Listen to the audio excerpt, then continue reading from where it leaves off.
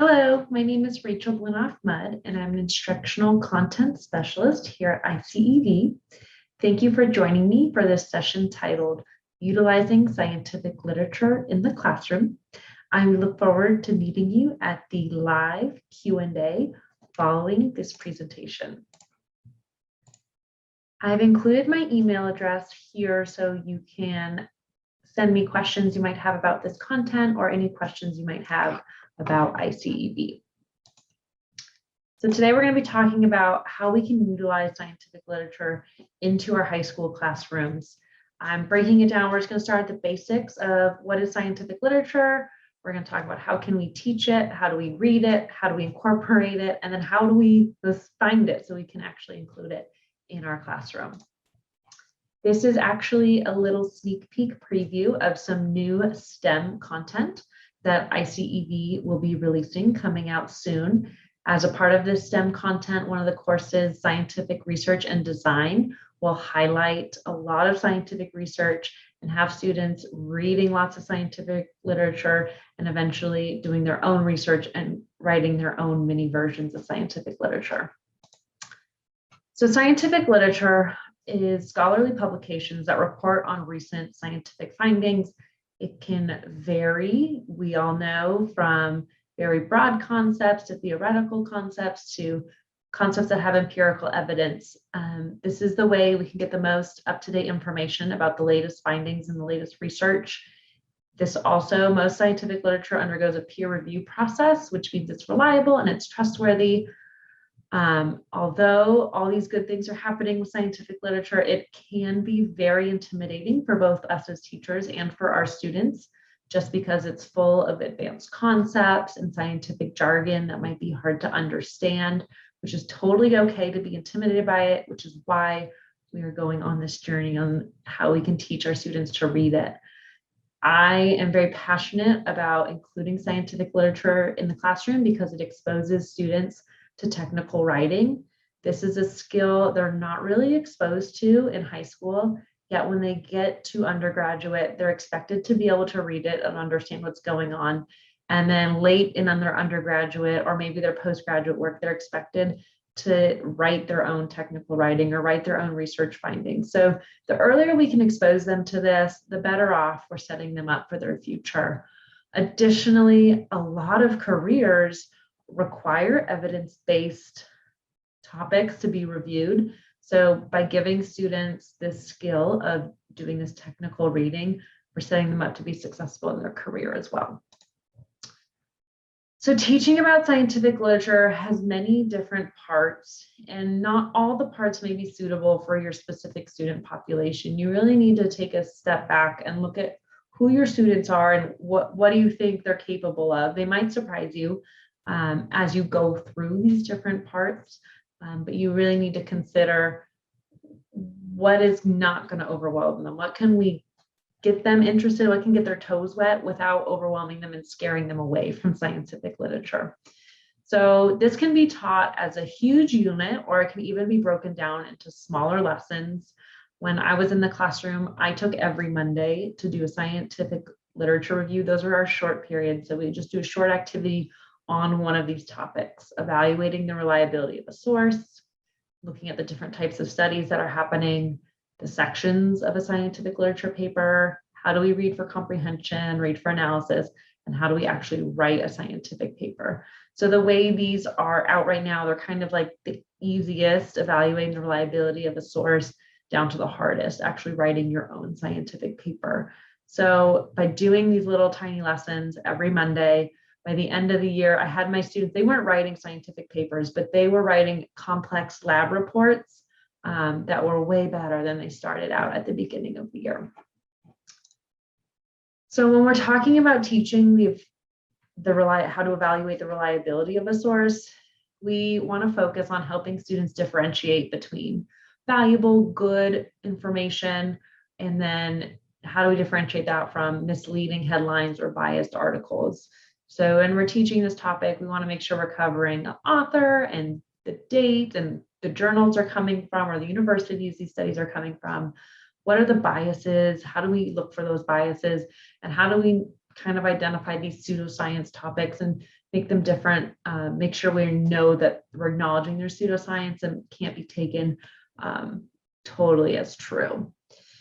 Evaluating the reliability of sources is also a skill that students are going to continue to use throughout their life, regardless of what their career looks like. As adults, we consume so much information, and it's super important that we're able to differentiate between what's reliable and what's not. The next little sub-step is teaching students about the types of research studies that happen. So anything from a case study to a randomized controlled trial, we want students to know what are the different things happening? Why are there different types of studies? What are the pros and cons? Because this will give them some insight into the significance of findings once they're reading an actual research paper and they're looking at the methodology that the researcher used. Knowing the different types of studies gives them that background knowledge of deciphering what's going on in the research paper. The next step would be reviewing the sections of a research paper with the students. Most scientific literature is broken down into the same 5 parts. So the abstract, the introduction, the methods, the results, and the discussion. So by teaching our students about each of these sections and kind of diving into each one to see what's the purpose of the section, what's the author trying to communicate, the student will be able to better follow along throughout the paper. Students should be able to find the author's main findings and explain how they got to the conclusion by reading through each of these sections of a paper. It's super easy. It's not super easy. It's easier to do this with less sciencey concepts, more social science concepts or psychology concepts. This is a great way to introduce your students to the sections of a paper by just giving them a piece of scientific literature that maybe doesn't have too complex of concepts or too much high vocabulary in it, so that they can follow along and really understand what's going on in each section of the paper. So that's what I do, is I usually start with a social science paper. We look at each little section and kind of dissect them on their own to see what they're saying before we jump into our full scientific reading. So once we know and we're comfortable with what the sections of the paper are, we're going to go ahead and move on to reading a full piece of scientific literature for comprehension. This allows students to focus on what the purpose of the paper is and gives them a full understanding of what the research process looks like. You can do this so many different ways, and I generally like to start easy and work my students up, give them that confidence where they can read it individually. So I start off as reading the paper as a whole, as a class, literally popcorn reading, answering guiding questions as we go, talking about it as a class. Well, what does that mean? Well, let's go back and read this, working through it together, getting them into that mindset of what it takes to read a scientific paper. Once we do that, I'm a little more confident to send them out in groups. We do like a jigsaw type activity where they go out with people reading the same section as them and talk about it. Then I'm confident having them do it with partners and then eventually individually. So this is a long process. They're not going to be able to read for comprehension in 1 day, in 2 days. You need these repeated readings for them to fully understand how it goes. It's also okay at this point to have your student read the same paper multiple times. So I might have them read it as a class, and then I might have them the next day read it with a partner, so that they're really breaking down and understanding all the different parts of this scientific literature. Once we're confident, our students have a firm understanding of what that piece of literature is saying. Now we want them to read it for analysis. We want them to access that deeper level of thinking that allows them to determine what is the significance of the research? What does this mean for this field of science? What does this mean for the world? And in doing this analysis, students are also able to get a deeper insight into how science really works. And again, just like reading for comprehension, this isn't going to happen in 1 day. Students might need to read through it multiple times to have a full analysis or develop their thoughts. There's no rush to get them through this. Same thing as reading for comprehension. You could do this in partners with a class. You can do it on your own. But I always like to start by modeling as a class and then working our way to individual, whether that's reading the same paper multiple times, starting with easier papers, moving on to harder papers. And then the final step, the final mini lesson you can include when you're talking about scientific literature is you want to have your student write their own scientific paper, or if they're not writing their own scientific paper, can they write a really well-written lab report? Can they be precise and detailed and describe how the scientific method looks in action? So that's like the gold standard. Not every student's going to get to this point. Some students might just be happy at the comprehension point, and that's good enough for me. They're reading current scientific literature. That's amazing. That's a wonderful skill. So when we're talking about actually putting the paper in front of our students, there's no one right way to read scientific literature. Even if you talk to some of the most famous scientific researchers, they all read papers differently. Some of them jump around. They don't even read the abstract. They start at the conclusion. They start at the results. It just depends on personal preference. So we do want to share that with our students, that just because we're modeling a certain method for them, it doesn't have to be that way. They might be able to explore it a different way that works for them. We also talked about a little bit earlier, reading a piece of scientific literature does not have to happen in one class, in one session. It is plenty okay to just read the introduction and call it a day. That's a lot of information in that piece of the paper. As teachers, we want to encourage our students to develop that reading method that works for them. Encourage them to get out their highlighters, tell them they can write on the papers, have them take notes in a way that works for them, sticky notes, whatever works, encourage them to try different things. And then lastly, you really need to make sure we're giving our students lots of time. One, they need time to just sit there and reflect and consider what the heck did they just read. And then two, we want to give them time to talk to people in their classes, to use some of the terminology they're reading about, to talk about what they're reading about. They can learn lots from their peers just by kind of debriefing with their group. So one of the resources we provide in our scientific literature lesson is this notes template. So I'm actually going to share that with you. So this is just a notes template that ICEV created. It's very basic. And again, students could alter it to do whatever works for them. So we broke it down by section of the paper. So we have the abstract, introduction, methods, results, and conclusion. There's a few guiding prompts for a couple of the sections. Like in the introduction, it is very important they identify what the proposed hypothesis is or purpose of the experiment if there's no hypothesis. When they get to the method section, we want them to be able to identify what type of research is this? What are the variables? And then when we get to the conclusion, we want them to revisit that hypothesis and see how does the conclusion link and what does this really mean? So this is just a sample of a notes template. You could make this look however you wanted, or your students could alter it to whatever fits for them. So once we're ready to get into that reading, you might want to provide students with a pre-reading vocabulary sheet. So if the vocab in there is a little complex, I might, when me as a teacher, I'm picking the article, I might write down some words that are essential for understanding the topic and give them this reference vocab sheet to go to. We might discuss it as a class beforehand. And then we're going to do 3 readings. It might be more depending on what your students need. But this is kind of what I found to be successful. So on the first read, you have the students kind of just skim the article. They're not really reading. I have them read all the bolded headlines. I have them read the table titles and the graph titles. I have them kind of highlight things that stand out to them. Maybe there's bolded words or italicized words. I have them highlight those things so they can kind of start to get an idea of what the key concepts are. This is also an opportunity for them to identify any unknown vocab and look it up before they get into that deep reading. Then on the second read, we want to read for comprehension. We want to make sure we're understanding what the author says. So ICEV provides a set of guiding questions. So this student handout looks like this.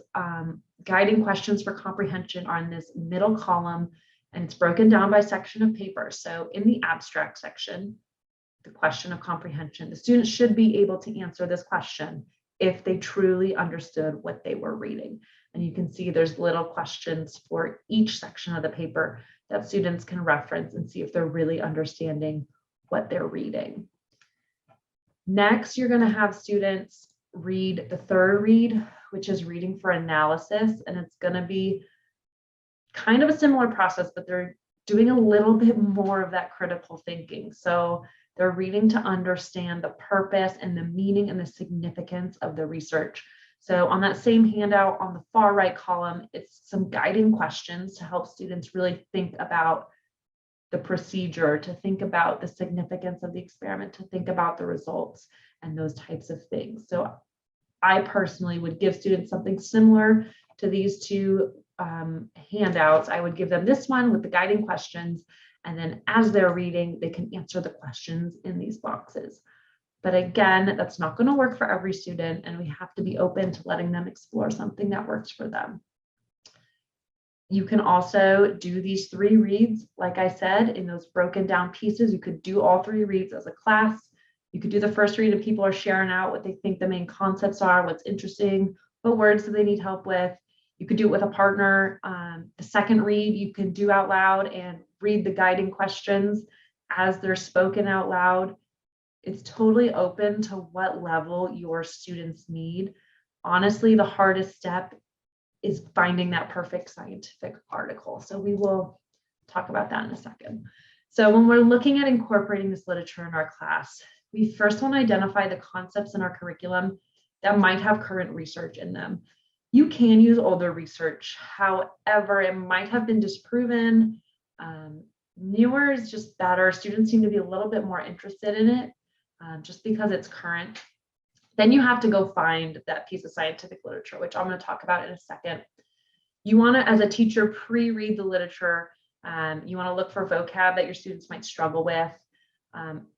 You might want to make an outline for them, especially maybe if it's their first paper. I've given outlines before, like this is what you should find in the abstract section, underline it. Or when you find this, highlight it to kind of guide them to what is important.